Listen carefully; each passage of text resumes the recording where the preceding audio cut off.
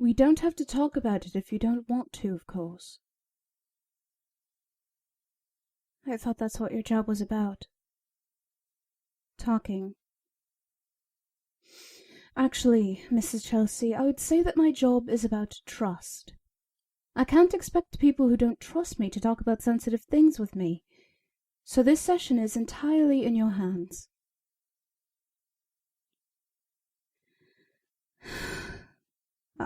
I'll talk about it. Therapy was my idea, after all. They said that since there was just the one incident, it wasn't really necessary, but I thought it was a good idea. All right, then. Tell me what happened.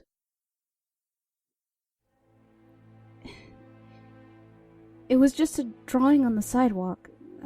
A stencil, you know? Artists leave them around the city sometimes, and I was out shopping with my family when my son pointed it out. It was a skeleton wearing a top hat, and it had the word Saturday underneath it. What do you think that means? It sounds like Baron Samedi. Who? He's Loa, a voodoo spirit. He watches over the dead, and he's usually represented by a top hat and skull. Samedi means Saturday. So, this drawing frightened you? I had a kind of a fit when I saw it. They called it an anxiety attack. They even took me to the hospital. And what did they find out? They said that there's nothing wrong with me physically. They talked about stress and lack of sleep. And they said I should take it easy but not to worry unless it happened again. But, I'm worried anyway. Has anything like this ever happened before? Once. The same day that my son died. You said your son was the one who noticed the stencil? That was my youngest son, Dylan. I had an older son, Jonah, but he's not with us anymore. He was murdered 5 years ago. I'm very sorry, Mrs. Chelsea. Can I ask if you received any psychological counseling afterwards? No. No, I was busy with Dylan, you see. Isn't it strange? The day Jonah died was the same day I found out I was pregnant again. And I guess I just poured everything into managing the pregnancy, so that I wouldn't think about anything else. And for years, I didn't. Well, not until this week. Should I talk about the murder? As I said, you don't have to talk about anything you don't want to.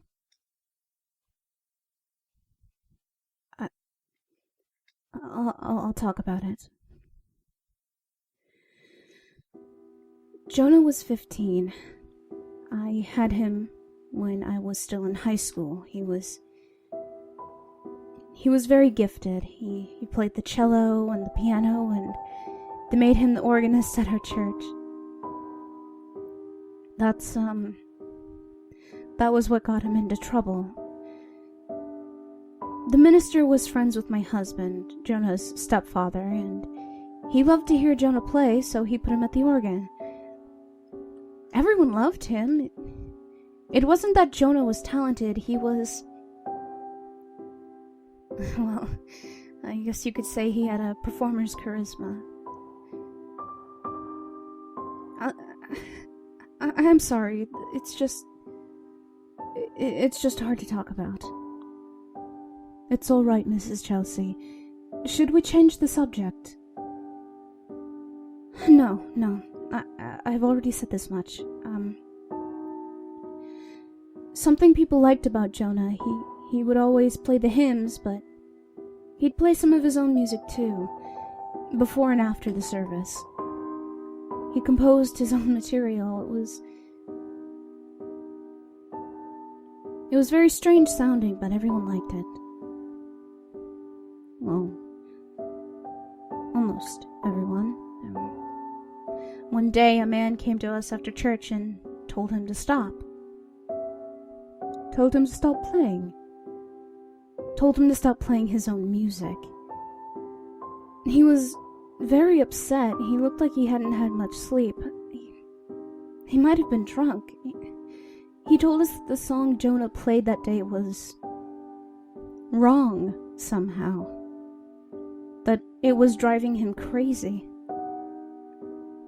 He was screaming at us in the parking lot, telling us we didn't realize what we were doing, and that he'd spend his whole life trying to get away from that music.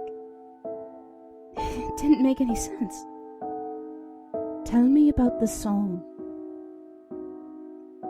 It was very odd. Now that you mention it, it was bouncy. It made me think of the circus for some reason.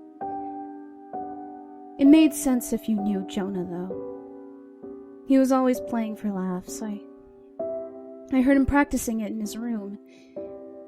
It made me feel unsettled the first time I heard it. And what about this man? Well, that day in the parking lot, he just ran off after scaring the daylights out of us. But the next week, he came back. With a gun. Mrs. Chelsea, it was the Day of the Dead. November 1st, I remember that. Someone had left something on the organ for Jonah as a joke. You know, those Day of the Dead decorations, the little statuettes of skeletons doing everyday things. Skeleton housewives cooking, or a skeleton barber with scissors and a razor, or a therapist.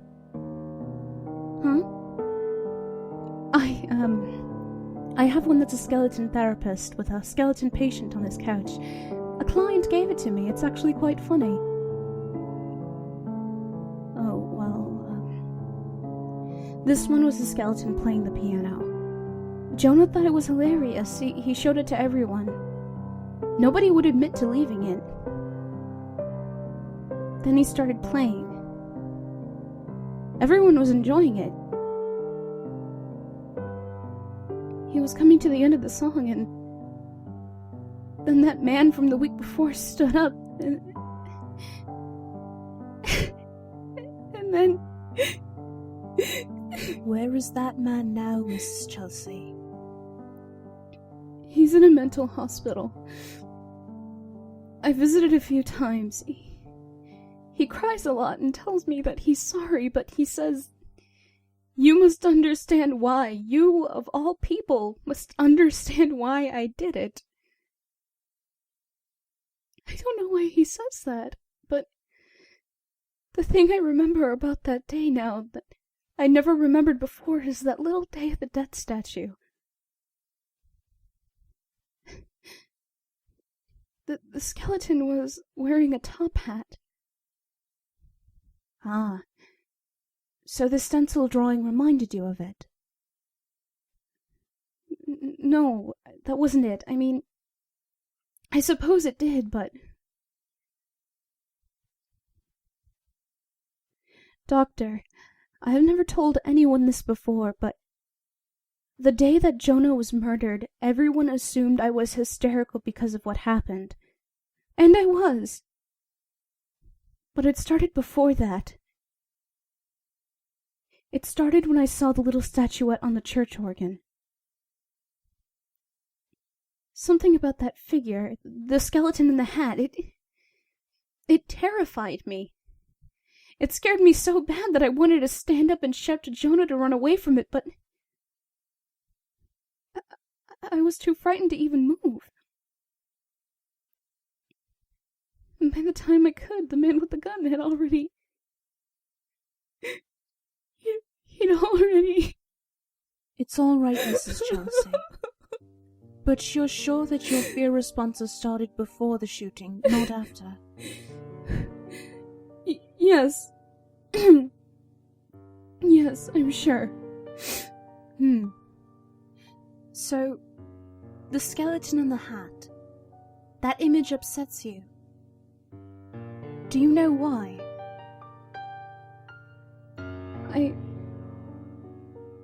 I can't imagine.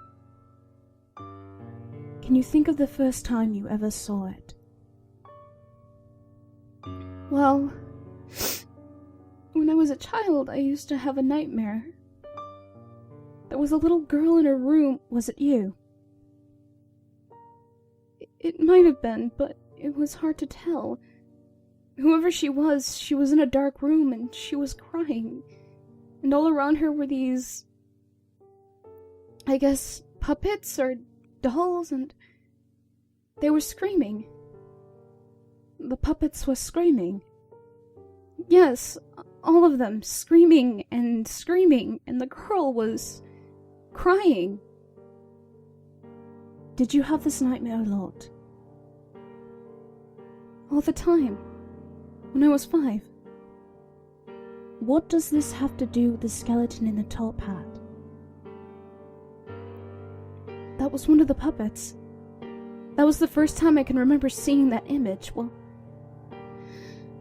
not exactly seeing, but that's my earliest memory. I see. What did your parents do when you told them about this dream? They took the TV away. Why? They said that I had the dream because I saw something on TV. Do you remember that? No. And they didn't at the time either, but they insisted. It was actually very strange now that I think about it. It seemed to scare them somehow, but of course it's hard to remember. I was so young, you know? Of course. Do you still have this dream? No. That is, not until very recently. But you've had it again? Yes. Just after the stencil drawing and the anxiety attack that same night, actually, but only that once. And that was the first time in, 40 years, I guess. It's normal, right? To have that dream again after seeing something that reminded me of it? We don't really deal in words like normal or abnormal here, Mrs. Chelsea. I would say that it is noteworthy that you had the same dream after so long. But I don't think it's something you have to worry about.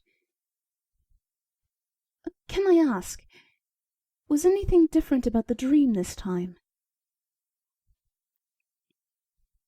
Yes. And what was that? One of the puppets. It looked like...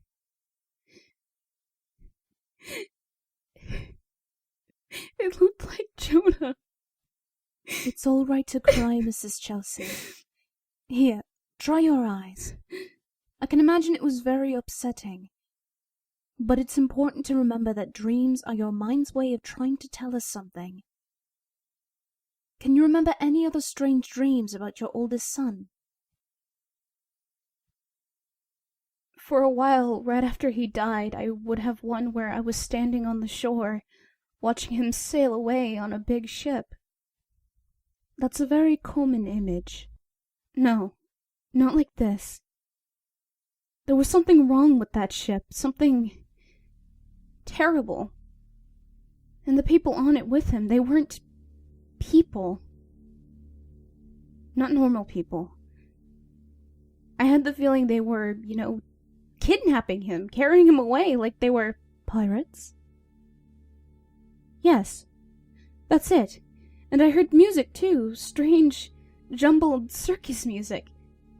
It sounded a little like that song that Jonah played in church. And you know, come to think of it, he told me that the song came to him in a dream first. It might have even been the same dream about the ship, but I didn't pay much attention. I remember I even faked having to make a phone call so I could leave the room and stop listening to him talk about it. Isn't that terrible? But at the same time, hearing about his dreams upset me very much. Let's move on. Have there been any other incidents lately that have upset you? Anything unusual that's disrupted your regular routine? I'm not sure what's important. Anything might be important. We don't know for sure unless we talk about it. Well, a few weeks ago, this was before the panic attack, I was at a toy store trying to find something for Dylan.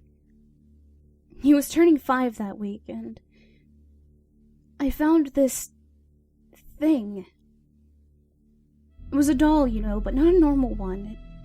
It was like a little pirate, but its head was one from a porcelain baby doll. The old kind. It looked like something a serial killer would make in their basement. And that bothered you? Well, it was horribly ugly. I asked the owner, and she said she found it when she was cleaning out the storeroom. She had no idea where it came from. She wasn't sure whether she should sell it or not. I told her to throw it away. It scared me. I guess it sounds silly now. Why would something like that get to me so much? To grind your skin. What? I said things get under your skin. I thought you said... Never mind. There was something else, too. As I was cleaning my son's room the next day, I thought I saw that same doll in there. Thought you did. As I was cleaning under his bed, something caught my eye. It was that red bandana. And I saw that the doll's little face was staring at me, those cracked, painted eyes, and I swear I just about screamed. But when I looked under the bed again, it wasn't there. And I told myself I just imagined it, but... Are all these things really important? Oh yes, Mrs. Chelsea. I'd say we're making great progress. With these sorts of things, you have to go inside. What did you say? You have to go inside of your mindset, you know? Inside of your issues. But why did you say it that way the first time? I'm not sure what you mean. Doctor, let's move on. It seems that your anxiety is being triggered by some very specific imagery. Tell me, when else has it come up? Tell me, Mrs. Chelsea. Please. My neighbor. She had Halloween decorations up in her house for weeks. And there was that one that was a kind of skeleton that hung in her window. The sort of thing that you'd buy at a drugstore this time of year. It startled me when I looked out my window and saw it. It was like it was looking right into my house. It had big glass eyes that were too large for its skull. That really bothered me. Because I had such a strange feeling when I saw it. The first time I thought to myself, he's found me. It just popped into my head, and the second later, I couldn't have told you what it means, but that's not what scared me.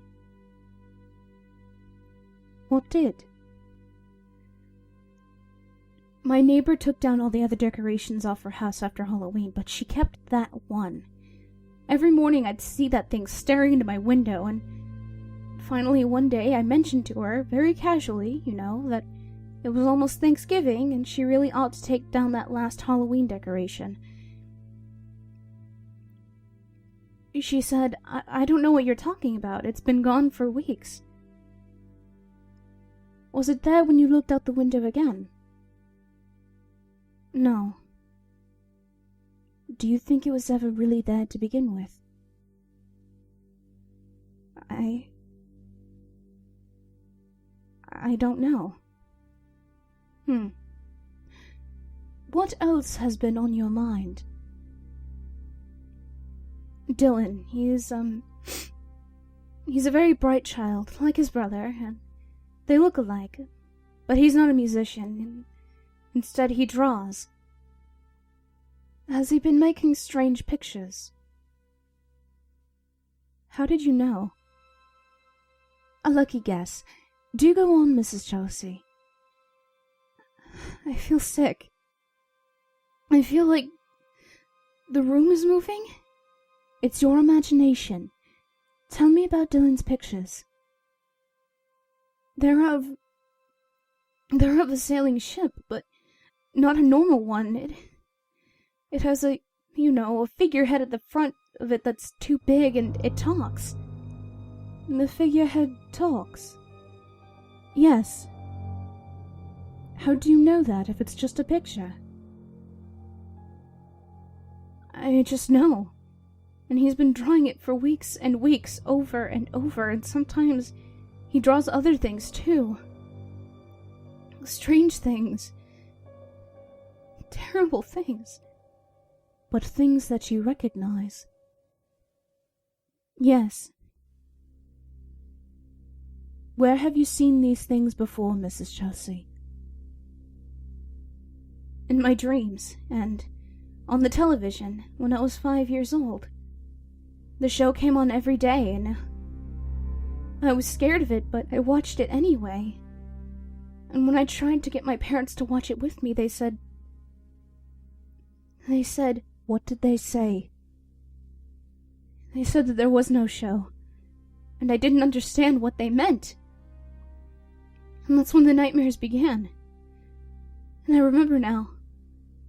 That's where I first heard that song, the strange one that Jonah played. That's why I was upset when I heard it, because it reminded me of that show. And I thought maybe that's why the man at the church was upset by it too. I guess as I grew up, I forgot about the whole thing, but you didn't forget, did you? You never forget the things that are really important in childhood. I guess you don't. And we didn't forget about you either. What? What? I said they didn't forget— No! You didn't! You said we! We didn't forget about you? Well, it's true. We didn't forget. We've been waiting for you, Janice. All this time. Dr. Horace. Dr. Horace, why are you laughing like that? Dr. Horace?